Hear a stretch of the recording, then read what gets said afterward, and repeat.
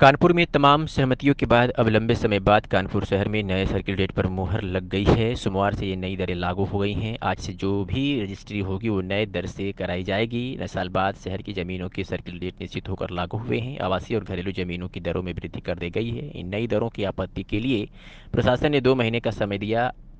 जिनको इस बढ़े हुए सर्किल रेट से आपत्ति हो प्रशासन को बता सकता है, लेकिन अब सभी औपचारिकताएं पूरी होने के बाद ये दर लागू कर दी गई है। 5% से लेकर 30% तक दरें बढ़ाई गई हैं, जिसमें आवासीय भूमि, कमर्शियल और शॉप के साथ औद्योगिक भूमि शामिल है।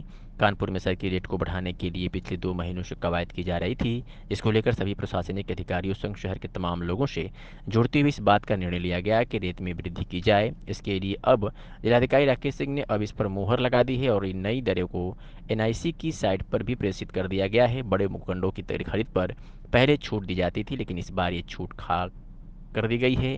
फिर चाहे वो आवासीय हो या कमर्शियल, अब सिर्फ बड़े आवासीय भूखंडों को खरीदने पर ही छूट का लाभ मिलेगा। शहर के कुछ इलाकों की दरों में कमी भी की गई है। जिन क्षेत्रों की सर्किल रेट सबसे ज़्यादा माने जाते थे, अब उनमें रिवीजन कर उनमें उनकी दरों में कमी की गई है। जैसे बिरहाना तोड़, सिविल लाइन, कलेक्टरगंज, स्वरूप नगर जैसे क्षेत्र शामिल हैं। 2000 से लेकर 5000 वर्ग गज की जगह खरीदने पर अब 10% कम छूट दी जाएगी।